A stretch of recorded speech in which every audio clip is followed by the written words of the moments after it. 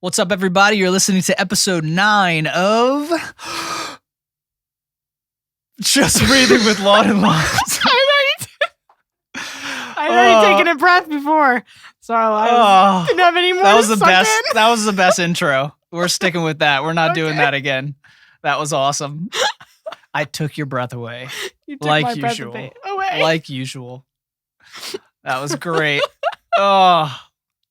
See, that's why I love this intro, because I can't wait till we start getting more guests on and I make them do that. And just to see their reactions, or like how many people snort, how many people, It's such a great icebreaker because it's very like, we're breathing. It's a weird thing to do, to breathe in very loudly. It is, but I really love doing it. And we've never really even talked about that. No. But I mean, the main reason that I do it is, one, because I thought it was kind of a catchy intro for a podcast called Just Breathing. Right. But also, how many times in our day do we take deep breaths? Like, unless we're some, crazy Wim Hof following. Do you even know who that is? No. Okay. All the people that do like the breathing exercises. Right. And all that type of stuff. Wim Hof is like this guy that he'll like be out in the snow, like covered in snow, making a furnace in his side of his body. Well, it comes from that. I'm spitting on the mic. But yeah, he believes that he can, through this rapid breathing, can increase his internal body temperature, and he does it. I mean, like, well, I've or heard he's crazy. You can slow down and like speed up your heart rate. Yeah. I don't know how you do that, but I guess it has to do something with breathing. Well, there's all kinds of things out there. There's, I'm not going to even try to say the name because I'll screw it up, but it's like something tropic breathing, where like people are literally trying to have like psychedelic experiences through breathing. Like, so basically you're hyperventilating. Yeah, you're hyperventilating, and you're doing this for long periods of time. This is why you see it in, if you ever watch like any of those crazy documentaries, like cult documentaries. No, I try to stay away from those. Yeah, well, they suck me in. But or any of the sort of the Indian kind of we have the gurus, and you always have the cults, related to those, and the people are sitting in these circles, and you see with like hippies back in the 70s, they'd be sitting in these circles and they'd be breathing, because it was a very drug-like inducing experience. Wow. So, fun fact. But yeah, how many times do we, in just normal day-to-day functions, stop and go, I do a lot. You do, but that's with dealing with children. That's exactly what I was That's thinking. so you don't kill children. Yes. Yeah. Take deep, long I've breaths taken those breaths. and pray as you breathe. Help me, Jesus. Lord Jesus. Yeah. But no, I don't normally think about doing it unless I'm very frustrated. Yeah. And I don't think a lot of people do. I don't think a lot of people do when they're having that tough conversation with a friend or with a coworker or with their boss. Oh, yeah. They don't think like, I should breathe right now. Yeah. And you're not. You're doing the shallow breathing. Right. And that's probably why in a lot of these cases, we don't have good thoughts, and we walk away from those conversations like, I should have said this, I should have said that, I should have said this, because we're not breathing, we're not allowing oxygen to get to our brains, and we're not allowing, our biology to do its work and make us effective. So that's some of the reason I do it too, because if someone's nervous, especially at the beginning of a podcast, I want them to just like, That's true. and now we're good. Now we can just talk. It's a good thought. Yeah. I did think it through. It wasn't that random. It wasn't that random. A lot of stuff I do on this podcast is pretty random, but that had some thought behind it. Something that didn't have a lot of thought behind it, which we should talk about because I think it would be kind of fun, is the presidential debate. Oh, yeah, that's true. Want to talk about something that lacked intellect on both sides. That presidential debate was awful. Yeah, it was. It was pretty bad. It was pretty. We enjoyed it. Though. We watched it together, and obviously, I'm saying this, and this is more from a reflection state. During it, I was having a ball. I loved it. They should turn it into a podcast. It would be huge, as Trump would say. It would be huge. Oh my goodness. It would be amazing. It was Could you imagine? Great. I didn't want to miss it. I'm glad I didn't. Because it was just two people bashing each other over the head with bricks. Yeah. Which that happens now in our country. But yeah. I mean, what is there to talk about? I don't know. That's about it. We can probably move on. The interrupting. I was like, President Trump, please stop. It doesn't look good on you. That was the funniest thing. Because you were sitting there cringing. I could see like your butt cheeks like walking you down the couch because you were cringing so bad. It was so awful. I was like, you have good things to say, at least in my opinion. I was like, please stop interrupting. Just stop. Doesn't look good. It doesn't look good. Yes, take a deep breath. Doesn't look good. It looked like our children. Yes. I mean, you had one guy interrupting. Very disrespectful. For most of the debate. Yeah. And then you had the other guy calling him mean names. Yeah. You know, would you shut up? You're a racist. You know, oh my goodness. It was cringeworthy. Yeah. And this is why they should have taken up Joe Rogan's offer, which was a joke. But could you imagine how much better a debate would be if it was on like this type of forum? Yeah. Where they had headphones on. So if they wanted to be interrupting each other, they would have to listen to themselves interrupting each other. That's a good point. I never thought about that. Yeah. And then it would be really confusing because you would like hear yourself really loud and them really loud, and you wouldn't hear anything. You wouldn't know. You wouldn't even saying. know what you were responding to because it would just be a mush of words. And that's why I do this, because I like talking and I want to make sure that I'm just not plowing over every single person that I talk to. I want to make sure that when you start talking, I go and stop.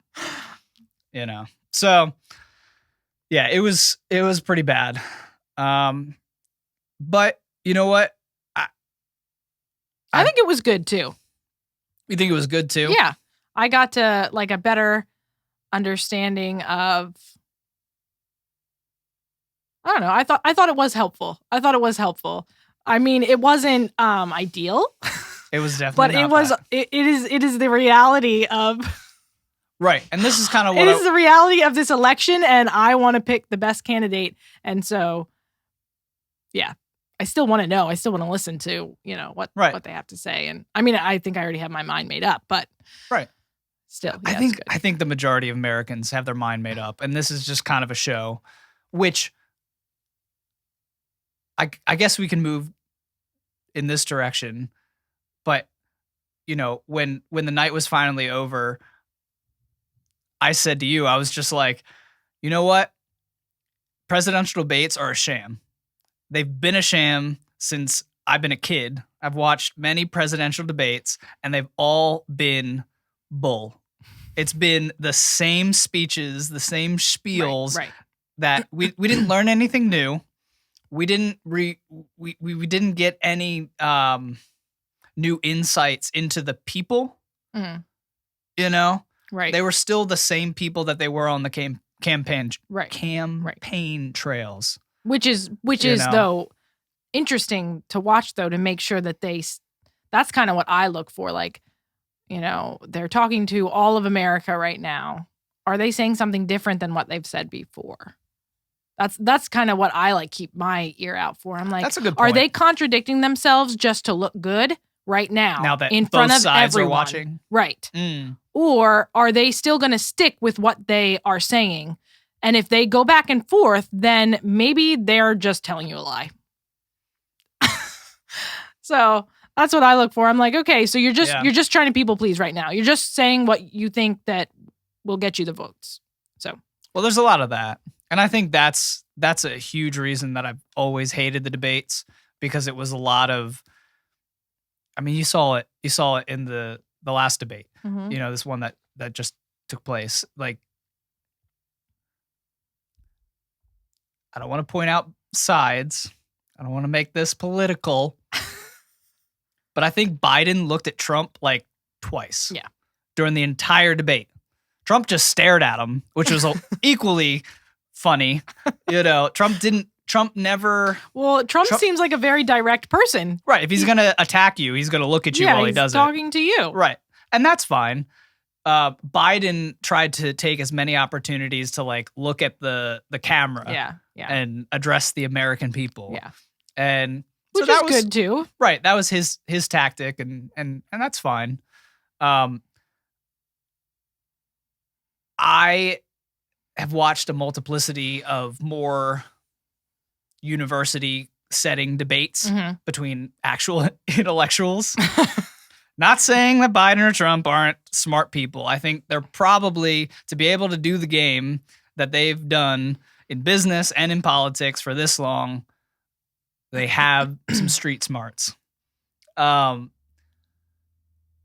more intellectual conversations that I've witnessed, there is a certain style to a debate, and that's just non-existent when it comes to presidential elections. And I wish there was a little more of that, where there was, they would actually have people sitting when it wasn't their turn, and they would have a podium, and the person would get up, he would go and he would speak for 20 minutes on a topic, sit down, the other person would be able to go up and produce a rebuttal. Then they'd have a different question, and then the person that had just done the rebuttal would do the opening arguments, and then this other person would stand up and do a rebuttal. So they are trying to convince the crowd. Then, well, and they have to do it in this longer form, so they actually have to know what they're talking about. And it's not as much of this. They can definitely, I've heard people do very long debates, and during these debates, there was definitely some jabs at the other side. There was definitely some zingers against the argument that the other person is making. Right. And that's fine. But I feel like when it's in the form that our current presidential debates are in, where there really isn't this structure and this, kind of civility to the debate form, it's just viral moments, get that jab in, get that clip that can go viral, be on a campaign ad. And that's what's sad to me, is that we're not getting a full picture of the people. We're not getting a full picture of their policies, because a lot of American people won't go to Trump's website. They won't go to Biden's website. Right. So they're going to go into that voting booth with zero knowledge of those people's positions on anything. Yeah. Yeah. And these are the opportunities for the American people to get that. And the fact that we still... That's a good point. I actually never thought about doing that right before a debate, too, to see like... Oh, going into their websites and stuff? And even doing that right before a debate, to, once again, to see like, are you sticking with what you say on your website? Like, are you sticking with what you actually That's what it should planning be. To do? Or are you just saying what will please the crowd? Yeah. I feel like that's what it should be. I think... Wouldn't it be awesome if whatever network was hosting it, and why we have these news networks that are hyper political nowadays? Yeah. Why we have these news networks moderating these debates instead of some third party university. Right. Or that would be. It depends on what university, I guess. But instead of some third party character, hire some stupid actor to moderate these debates where he just has to read these questions and divide it up in that way. I don't know. It's hard. It's hard because it's so easily made political that, Well, as soon as this debate was over, there was already articles coming out about the moderator. Like there was articles Wait, coming... you mean before? No, right after the debate. Okay, yeah. There was already articles coming out about, because I thought he did a decent job. For what he was given. A not fun debate. I mean, he was put in the middle of a cat fight. And I do not envy that position. He probably got paid very well. So maybe I would envy that a little bit. But, you know, he definitely leaned and pushed to one side a little harder than the other. So fair, you know, fair to say and put out those criticisms against him. Right. But, you know, the fact that these moderators are pulled into this debate and that's even a story after these debates instead of the content on what each presidential candidate talked about. Right. That's the main. Stinks. Yeah. You know, the fact that we're just pulling clips of the nastiest parts. Right. And that's what bothers me too. That's what they always do though. It's always the negative. Well, that's why whatever's negative is happening. That's what we're going to see. I know. The nasty, the negative, the awful. Right. Instead of just saying, okay, so Biden, when he was allowed to talk, gave some good points here. Mm-hmm. Let's focus on these, see if he's been consistent on these, see where he's flip-flopped, see where he's changed his mind, see where he might be influenced by some of the other people in his party and in his potential cabinet and all that type of stuff. Let's see what's going to be there. And the same with Trump. Right. You know, let's take this part. Okay, what is he talking about here? Is there validity to this? You know, has he been consistent on it? You know, especially with a president that's currently in office. Mm-hmm. You know, you can go and you can look at what he's done. Like Biden, you can't really do that. He's basically, you have his record. Even though you do have a long record. You do have a long record. But you can look immediately to what's happened in the past 3 years with Trump. And they're not even doing that. Yeah. They're not even saying like, well, the economy was pretty good. Right. And no one's arguing with that. Yeah. But they won't even point it out because that's favoring a positive thing. Yeah. And that's sad to me. That is sad to me that you can't even put up pros with the cons. Yeah. So that you can allow the American people in this free country to make free decisions. Right. You know, your job is to point people in a certain direction. And that's not freedom. You know, I think the scariest thing to me, just with politics in general, since I'm slowly getting better at actually knowing what's going on, is that like it doesn't seem like the majority. I am not going to say all of them, but the majority of politics, it seems like they don't care actually about the people.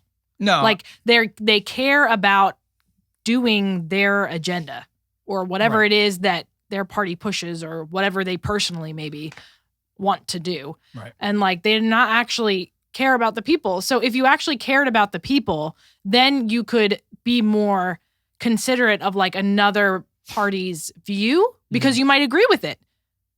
Like I'm sure they're not always opposing. Like I'm sure some things they're like, yeah, that's a good idea. Let's all get on board on that and get that done. No, that doesn't happen. Right. Which is it's so that frustrates me and it's so sad because you can then see that they don't care, or at least it doesn't seem that way. They just care about doing what they want to do and then they want to make sure they get the credit for it, which because they don't want the other side to get credit for it. So that's why they can't be on board with something else that the other side says. Yeah, it's frustrating to me. And I think we're never going to be able to work together that way. But. No. And that's what's sad. And I think it's going to take, so to stick with that same point, I think it's going to take the people putting down their weapons, figuratively and literally, and saying, we're going to start having conversations with people we disagree with. Right. And if it needs to start on social media, great. Stop recommenting, I don't even know if that's a word, but responding to comments on posts. You know, stop posting inflammatory things that you know is only going to get reactions. Right. Have those conversations with real people and stop posting it on social media. It's not moving the needle. Yeah. And this goes for people on both sides of the political aisle. Stop posting inflammatory things. That's only raising the pressure in our country. That's only raising the tension. It's only fueling these flames that is the dumpster fire. I think I say it on every single podcast, the dumpster fire of Twitter especially, But Facebook is a close second, in my opinion, because people can just comment for days on Facebook, and they can write these lengthy, passages. I don't even call them comments. A comment is like a couple words. Yeah. Cute family, and it's not effective. It doesn't change anyone's hearts or minds. Like my personal opinion is that, and I said this on the previous podcast with Pat, I was like, I don't even post that much anymore. I post to like some of the pages I manage, but like I don't post a lot to my personal account. I do the stories because they disappear. Right. Because like I don't want to add to the noise. If I post anything, it's going to be an intellectual discussion that I found helpful. Right. That I didn't find inflammatory. Right. Maybe it has some things that some people don't want to look at right now. Right. But I think if they would watch the videos, they would say, maybe there's a point here. Right. Because these people that I'm posting aren't the pundits out there that are riling people up on both sides. Yeah. These are people that are just having discussions. Yeah. And sometimes they don't agree. I'm not posting videos of, see, this is the problem with news, is that usually on news networks, you have two people talking. When they bring on a guest, that guest agrees with them. Right. And they're just telling them exactly what they believe. Right. So I try to stay away from anything that is fueling the flames, that is burning down our country. Yeah. Not like what's going on with the riots, but burning down our family infrastructures. Right. Burning, because there are countless cases of people that don't talk to family members now because either that family member is voting for Trump or that family member is a Biden supporter, or that whatever it is. Yeah. They put out a post on Facebook. Yeah. And now we don't talk to them. Maybe they just shared it by accident. Right. Maybe they have no idea what it's talking about, but it sounded good to them, so they reposted it. Yeah. Why don't you talk to them about it? And if you disagree, bring something to the table so that you can help them. And we need to be okay with disagreeing. I feel like that's a big problem. That's the first step. A lot of times we go into conversations like that, and we've decided that they are wrong no matter what. And you're not going to, and then you're not open to changing your mind. And I'm not saying you should change your mind. Maybe you shouldn't. Maybe you are right. Yeah. But like, you need to be okay with being in disagreement then. That way you can actually talk and have a respectable, honest conversation. Right. Without getting angry or yelling or coming away from it without actually gaining anything because you were unwilling to hear what the other person has to say and get their point of view. Yeah. But yeah. Yeah, and if we don't start there, those conversations will never happen. They'll never take place, and then we'll lose those relationships. If we don't cut ties, those ties will just wither away, and we'll just lose touch. It is hard. Sad. It is hard to talk.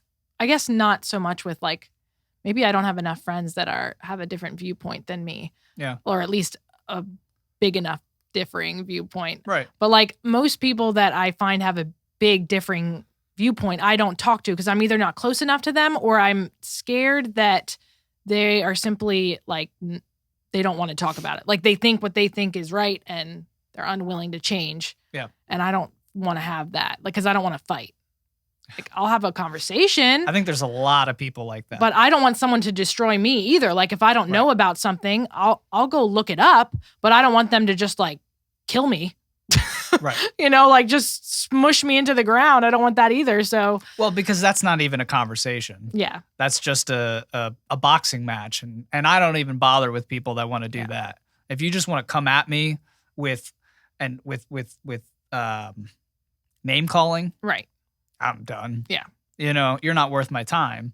And that's not a bad thing. Right. That's a healthy thing to not let those people into your life. And if you're on social media and you're arguing with family members, stop. Yeah. Stop. I mean, it is not worth it. Right. If you're arguing with friends, if you're arguing with acquaintances, stop. Yeah. It's not good for you. It's not good for them. Right. Like I said before, it doesn't move the needle any which way. Yep. And people that engage with it, watch good content. Watch smart people talk about these issues and form your own opinions in that way. And then have those conversations with your friends and your family and the people that you actually can touch. Yeah. You're not going to, like I said, you're not going to change people on these digital platforms. Yeah. Yeah. You're going to change people in your day-to-day life and interactions. Yeah. And those conversations is really where you can foster a change of ideas. Yeah. It's going to be in groups where those people feel like you care about them. It's going to be when those people feel like you're not going to just smash your ideas, none of that. And it is so hard though. It is so hard because you see people going down paths sometimes and you're like, gosh, I just want to say something because you're running towards a cliff. Right. And I understand people's motivation sometimes can be from a good place. Oh yeah. But if you have that person's phone number, please call them. Right. Please text them. Do something that's more personal than these digital platforms that we refuse to release ourselves from. Right. And exit the fight from. Yeah. I think that's it. Exiting the fight. Like sometimes on social media, you can speak truth. Like you can type some truth in there. And then if it gets torn to pieces or like just it's a fight now, then you can just back off. Or even if it's not torn to pieces, even if someone makes a stupid statement. Right. That's what I mean. Like as soon as it starts if it's going to become a fight, then you just stop because it's not a conversation anymore. I don't respond to comments. For the most part, if it's something that I can kind of like dismiss quickly, I'll respond to it just to be nice. Yeah. But I'm not on there to have a fight. Right.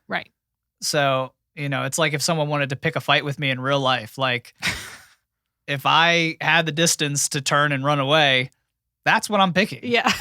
I don't want to fight somebody. Why would I want to mess myself up in any way? Right. Even if I could beat that person. Right. I'm not even going to put myself in that situation. Yeah. Why would I do that on a social media platform? Right. Why would I put my emotions through that? Because it does. And I hate how social media, a word-based program, has the power to capitalize on your emotions so effectively. Yep. How it has the ability to rile you up, how it has the ability to really make you feel pain. Yeah. In a non-physical world. It's so strange. It's so strange, the power that it's gained. I don't know if it's because of texting. Do you think? I don't know. Like, do you think texting was like, I'm not saying it's a conspiracy. I'm just saying, like, do you think that progression, because we stopped calling people and we started texting them more often. And then we moved into these social media verses. I mean, I think it's just like anything. It's a form of communication. It's just on a more public platform. Right. And communication, whenever it's negative, it's painful. It always is, especially, it always is. Whether it's person to person, on the phone, through an email, text, But I think 85% of the conflicts that we get into on social media would never happen in person. Yeah, that's probably true. I heard this analogy today, and I thought it was fantastic. It was an old comic of two dogs on either side of a fence barking at each other. So just picture this. So you had two dogs barking at each other, and they're ready to go. They're ready to tear each other to bits. Yeah. And then it's a sliding fence. So that fence slowly slides apart. Yeah. And both dogs just kinda turn and walk away. And I think that's what social media is. That's true. I think that's true. This fence that we feel like we have between each other makes us into the most vicious, nasty, it's true, we would never say this in person, people. Yeah. And we need to look at ourselves and say, do I want to be that person? Right. Would I say this in person? Yeah. Yeah. I mean, the fact that people could say the things they do and then go to bed at night and be like, that was a productive day. Yeah. You know what I mean? That's not like, good. Man, I really owned that person online. I don't know how people, I guess it's my personality, but I would not be able to do that. Like, be mean to someone on social, just anywhere, writing it down. Like, right. We all know that those people are hurting, though. Yeah, that's true. And that's another reason not to engage with any of that stuff is because you have no idea where that person's at. That's a good So you point. don't know how, let's say you have a comeback to somebody's post on social media. You have no idea just by you owning that person, you crushing that Republican or you crushing that liberal or that leftist or whatever side you're on. You have no idea the effect that had on that person that maybe only commented because they wanted attention. Right. And they were hurting. Now, either they're going to have two reactions. They're either going to be super happy that you responded to them because they got your attention when they wanted it. Right. Or your response, if I destroyed them. Yeah. No. Or you could have crushed them. Yeah. Yeah. Maybe they thought they had you. Maybe they thought, I suck at everything else in life. Maybe I can win out the day today. Yeah. And you just crush their hopes of that. I'm not saying we have to think in that way with every comment that is on social media or, have discretion though. Right. Because you don't know where people are at. Yeah, no, that's true. That's a good reminder. In general, people who are just kind of mean usually are coming from a hurting place. Yeah. Right. And we know this in every area of life. Yep. Every other area of life. Road rage. Yeah. Those people are having a bad day. I mean, like, I'm the chillest person when it comes to driving. I don't know why, because I'm kind of a fighter in other aspects of life. But for some reason, I'm super chill in the car. I don't know if that's true.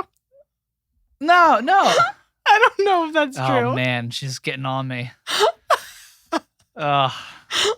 Reaming me out on the podcast. I'm just saying, all right. I don't know. That's what I said to Pat on the last podcast. I was like, maybe if I had Brittany sitting here, it would be a different story. And now I see it probably is.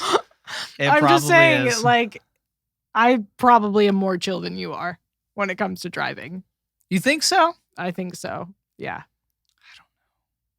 I don't know. I think you would be happier to drive the car than to let me drive the car. Okay.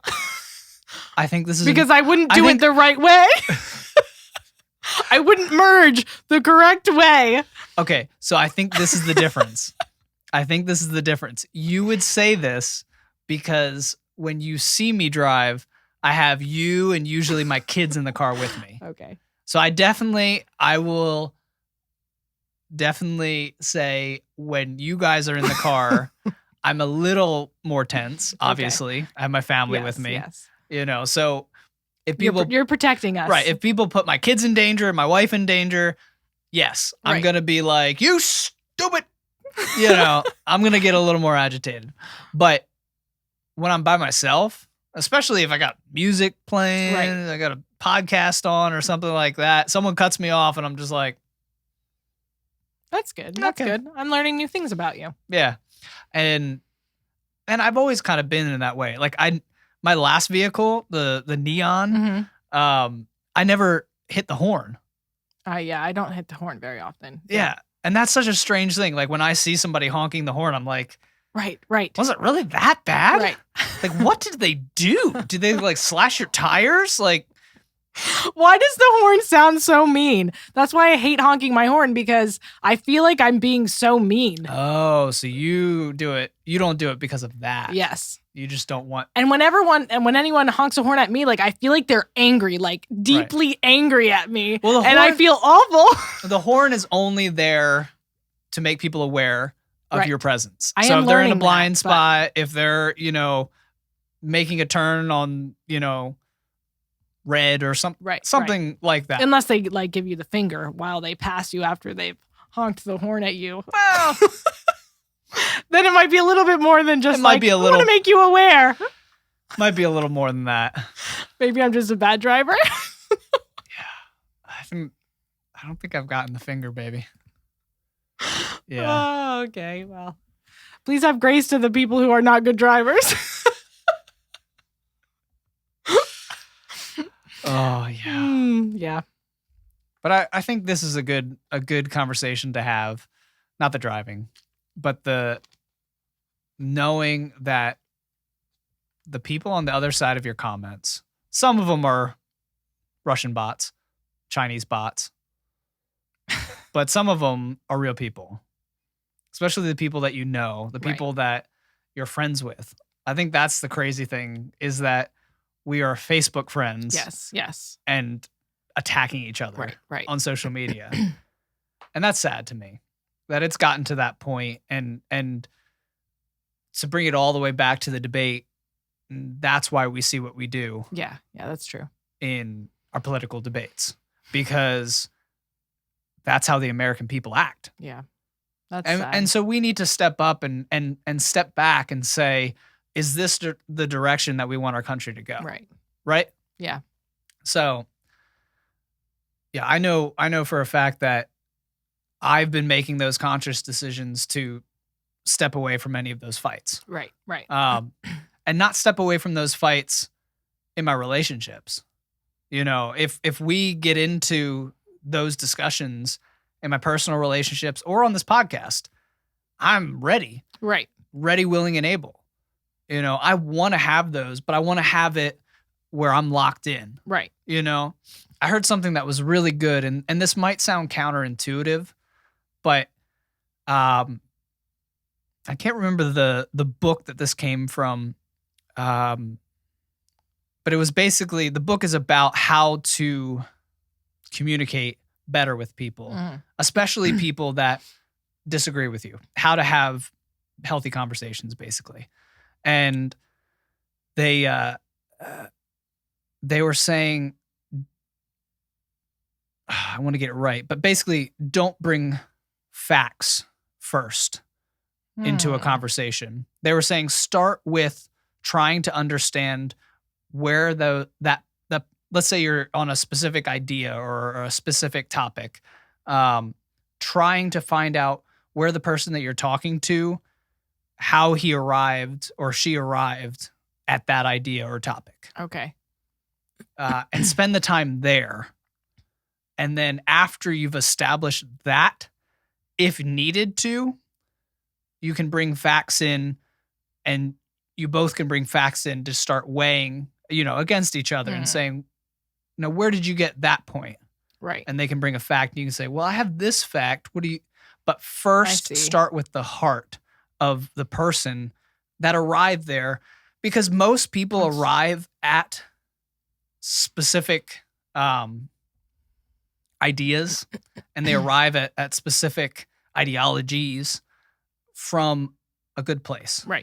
A lot of, I would say the majority of people arrive at those things from a place where they felt like they needed to go in this direction. So if you disagree with that person, and they could be dead wrong.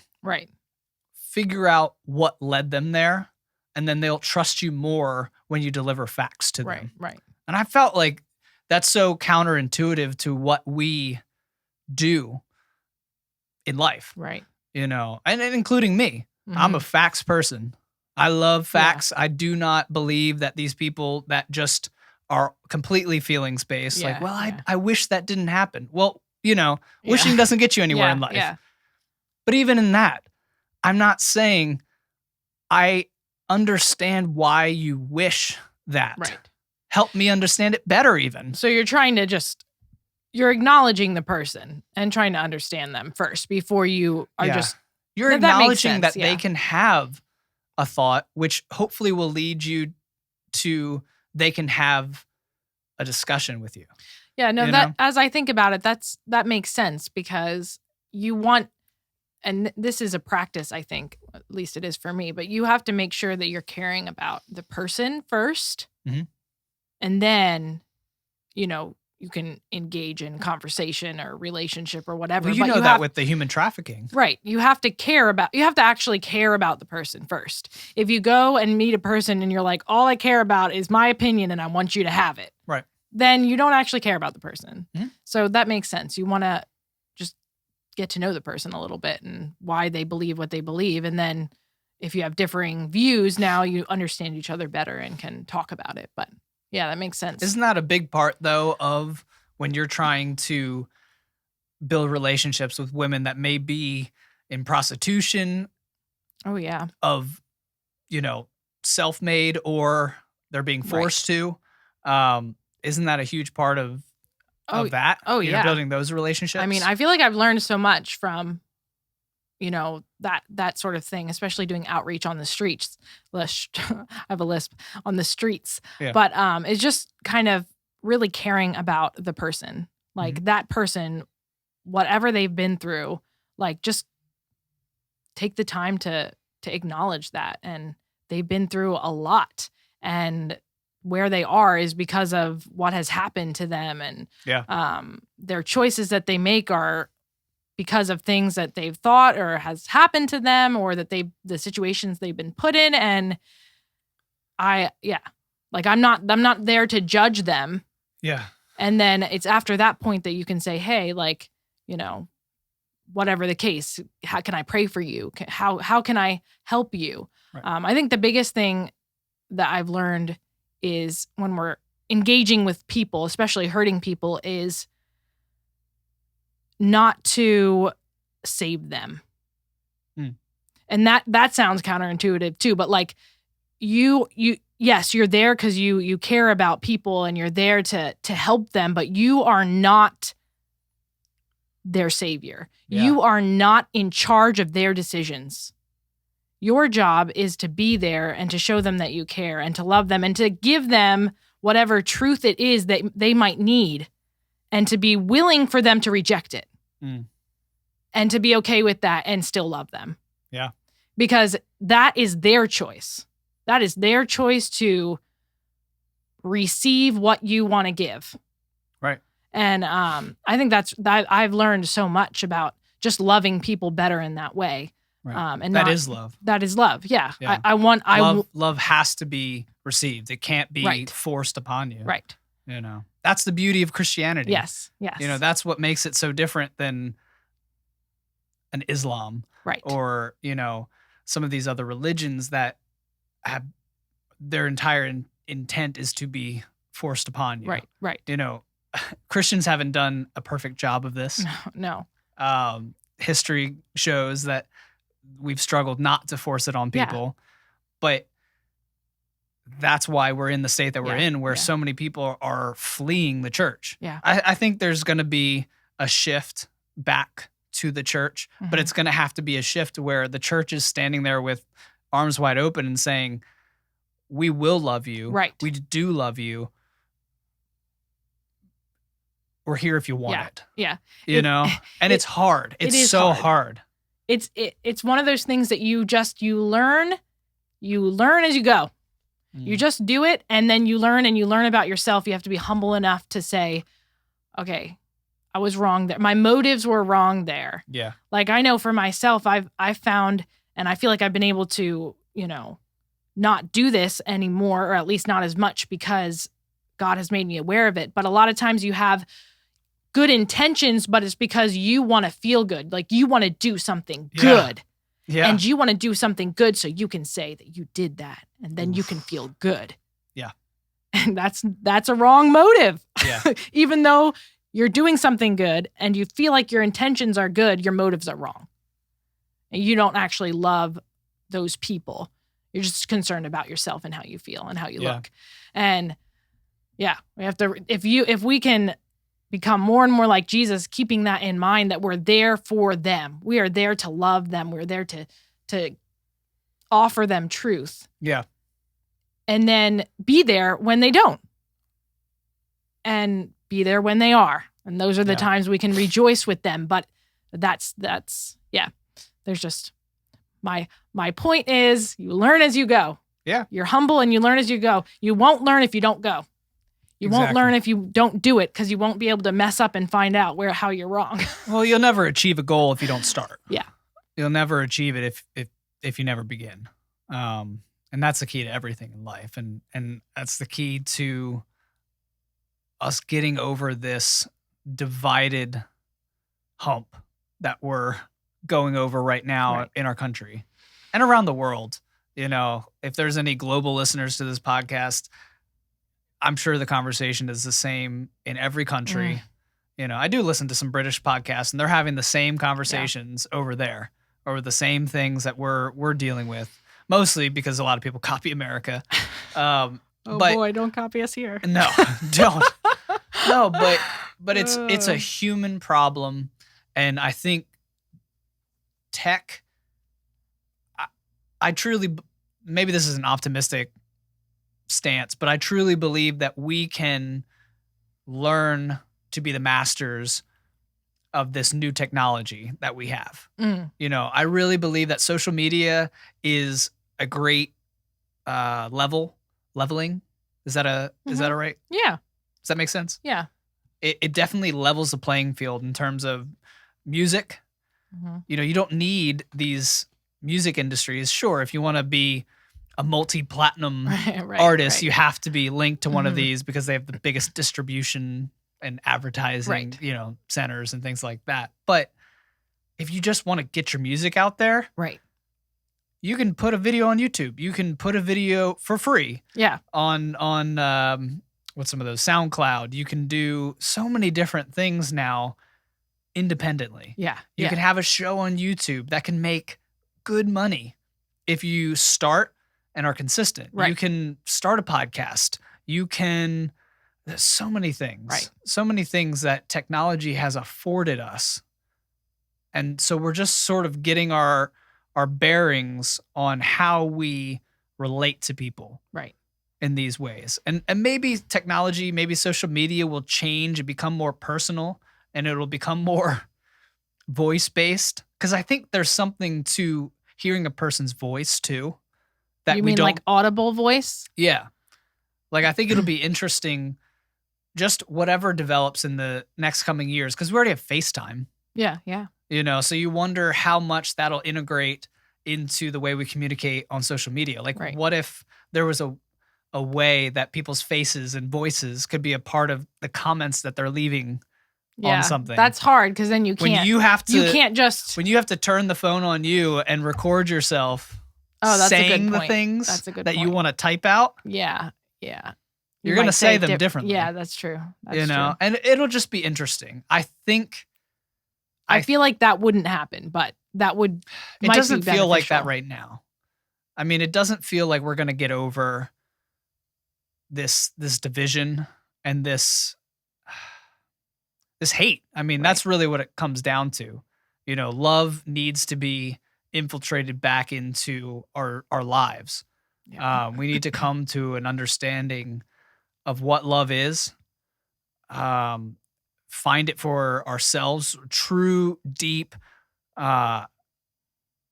passionate love. Yeah. For each other. And of ourselves. I think there's so much self-hate out there right now that is leading to a lot of the hate of others. Yeah. That's usually what it stems from. You usually hate the body that you're in, you usually hate the life that you've been given, you usually hate your circumstances, so you decide to hate others. Yeah.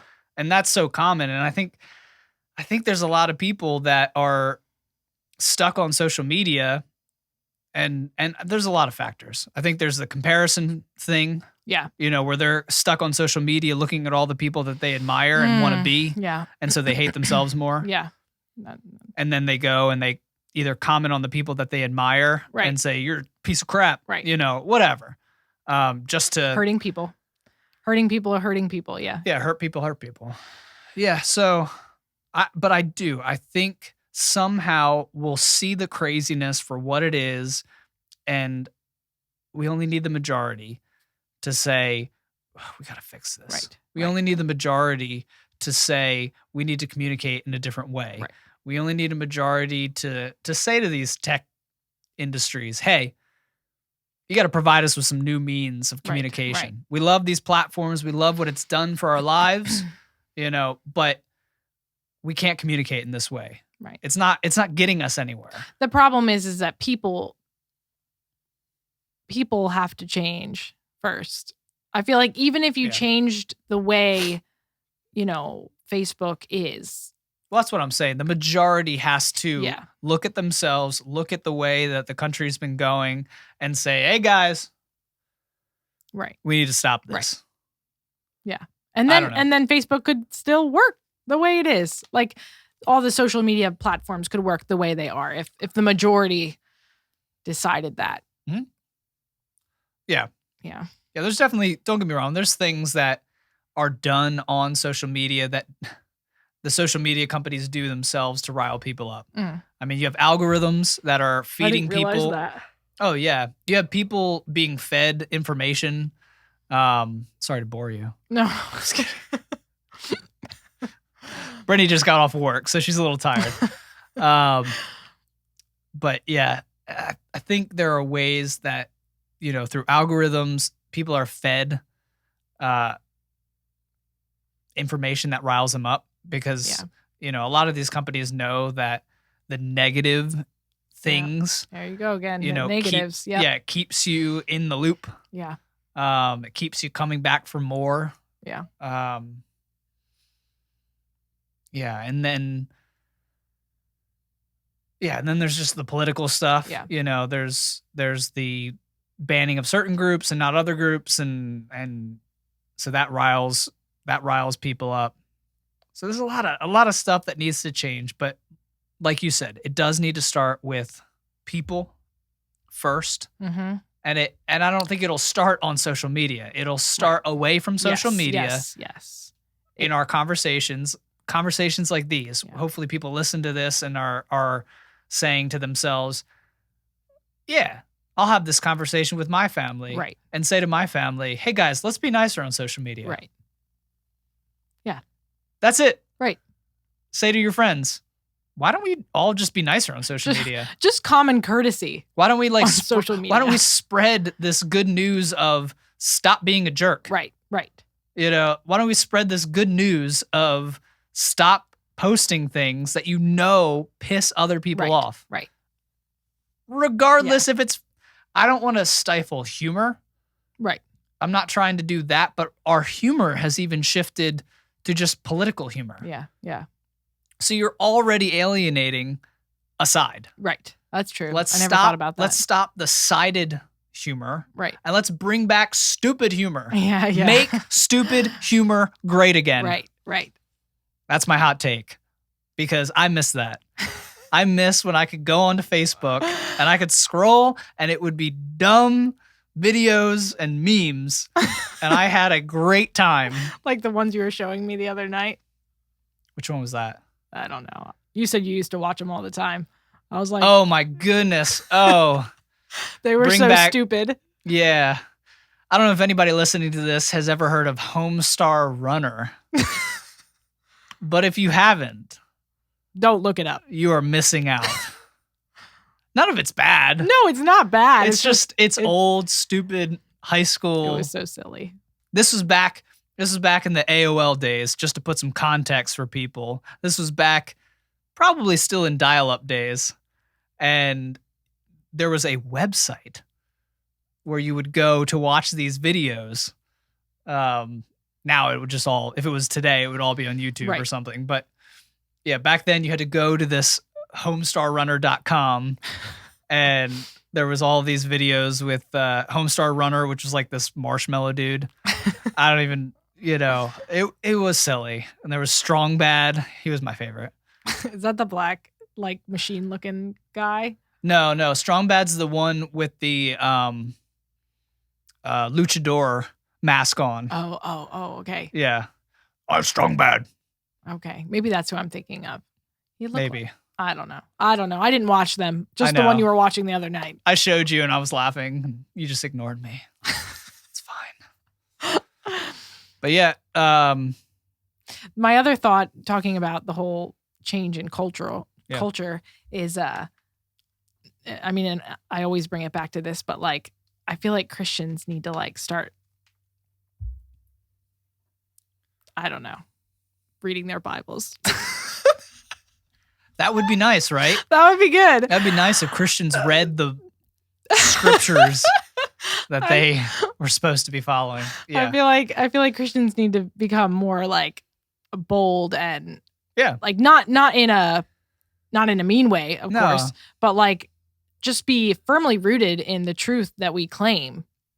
Well, if we actually read the word, then we would see that the claims that were made by Jesus were for our benefit. Right.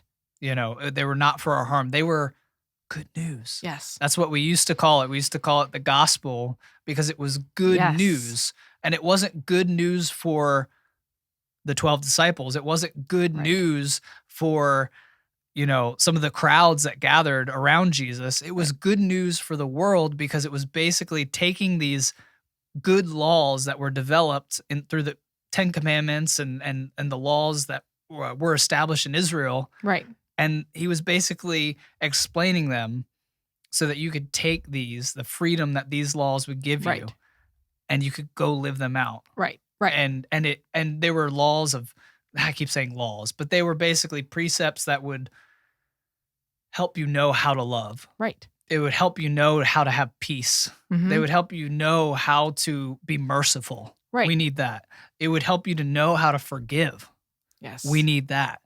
You know, these are things that if lived out in Christians, right, because they read the word, right, they read the Bible and they were like, I'm not doing this. Right. And then we started doing it. Yeah. Man, the impact that we could have is on so all of the things that we've talked about tonight. Yeah. But instead we're looking to the scripture of politics. Yes. Politics. We're looking to the scripture. We're looking to the Messiah of politicians. We're looking to the Messiah of Supreme Court justices. We're looking to the Messiah of insert whatever you're reading about in politics right now. Instead of the one that already saved us. Right. Instead of the Messiah that already came. Yes. And now we can just navigate in the lessons that he's taught us. I feel like we would have such a more powerful understanding of what we believe, and we'd be able to if we could view everything through the word of God, we could see and discern where things are off in the political scheme and in just everything around us, and be able to have a good reason for it, not just because we think it's a good idea or a lot of people agree with it. Right. It's because of this. Yeah. This foundational reason it's beneficial. I was thinking of this question that someone asked this past week, and they asked about Moses. So the story of Moses, and Moses, asks God, like, I don't know, asks him pretty like, I don't know what the right word is. Like direct, like questions or requests that like you almost feel like you wouldn't want to do that to God. Or he'll like tell him like, no, you shouldn't do that. You should do this. And the person was asking like, well, like, why didn't he feel weird to do that? Like, how did he kind of get away with that? Because God sometimes would actually change his mind and like do the request of Moses. And the thought that came to my mind was, and this is my longing for myself and for the Christians of today, especially that we have the Holy Spirit and the forgiveness of Jesus, is that Moses was totally given over to God. Like his everything, his life, his future was in God's hands. Like he had already said, Lord, whatever you tell me to do, I'm going to do. Like I'm yours. There's nothing of my own that I'm holding back from you. So when Moses came to God with requests, they were completely genuine because he cared so much for God. He cared so much for God, and there was nothing hidden. There was no other side agenda. His will and his life was God's agenda. Wow. And he was like, whatever you want God, I'm going to do. But I still have fear. I'm still human. I still have requests. I still so when he would advocate for the people of Israel, sometimes God would relent. And you're just like, wow. And there were other times where he would listen, but not right away. And sometimes he just didn't. But that is us today with the Holy Spirit. Once we say, and once we get to that point where our lives are totally given over to Jesus and we don't have a side agenda. Yeah. Whatever God says, we do. Then we are in a position of such confidence to say, Lord, this is my request. And maybe it's not right for us, or it's not right for the people around us, and he won't answer it the way we asked. But we have that boldness to ask because there's nothing in our backpack or at home that hasn't been brought to the table. It's all out there. Yeah. We're just following wholeheartedly. And I was like, man, if we could live like that, if Christians in America could live like that, we would have such a powerful impact. And it would be very powerful. Yeah. Yeah. But yeah, that's where my thoughts were going. Well, no, you're right. The agendaless following, that agenda, or not even following, the agendaless desire for, the things that God had laid out to be done in his world. Right. And I think we do bring a lot. I think we do bring a lot with a lot of baggage. Right. With that longing sometimes. God, do your thing, but if you can make sure that our guy gets in right this election, God, do your thing, but if you could also, and I'm not saying don't bring that right to God, but making sure that our hearts are first and foremost on people. Yeah. And I think that's what you're saying, because Moses's heart was always for the Israelites that he was serving. It was always for them. Right. Well, at first his life and his heart was devoted to God. And I actually don't know. I don't know the answer to that. I don't know why he was just so humble that he advocated for the Israelites so many times. I actually don't know. I've been thinking through that and mulling it over, and I don't know the answer, but but God answered his prayers a lot. Yeah. And I guess because he was so humble, and I don't know, I'm just going to make something up if I keep talking. I don't know why he was so It's okay. So generous. There have been people studying the Bible for 2,000 years that don't have the answer for that. Sometimes I'm just... Because we don't know what the context of that was. We don't know.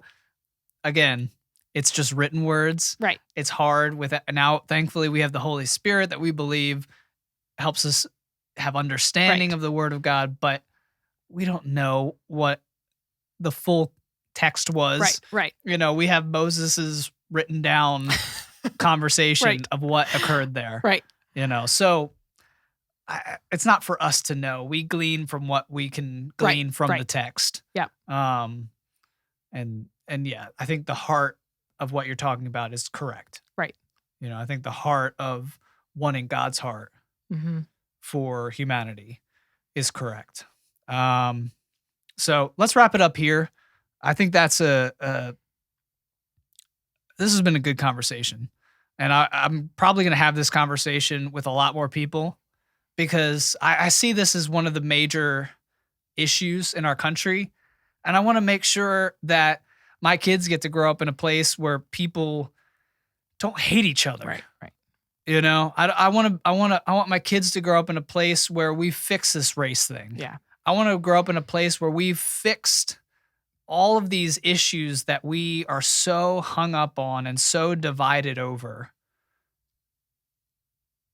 And I'll just make this last point. I do not think we have I don't even know how to frame this. I don't think we're as divided as we feel or as we are being told we are. Yeah, I agree right with that. now. And I don't know how a better way to say that, but I think it's going to take us putting down the cell phone and having the conversation with those in our family, with those that are our friends, with those that, we work with, and having good, real conversation. Right. And I think that's how we'll get out of this. Yep. Because you can't hate someone that you know. Right. That you truly get to know. You can't hate them with the ignorance that you could if you were just separated from them. Right. Right. I think you really can hate somebody that you've never met. Yeah. But once you meet that person, man, it's a lot harder to hate that person. So we need to making connections with as many people as we possibly can, with people that we disagree with people that are different than us, so that we can start breaking down these barriers. Yeah. Because I want a unified country for my kids. Yeah. So that's my heart. And that is the end of this podcast. So thank you all for listening to this, husband and wife rambling once again. If you don't mind, if you're on YouTube, hit that subscribe button, like this video, make sure you leave some comments. I do read them. If you're on social media, when I share this video, you can leave us some comments on there. You can direct message us if you want us to talk about certain things. I would love to hear from you. And then, make sure you share this. Make sure you get these podcasts out. I want to have more guests on. I want to have more people to talk to and have these types of real conversations with, because I think this is the best place to do it. So thank you all again, and we'll see you on the next episode. Bye.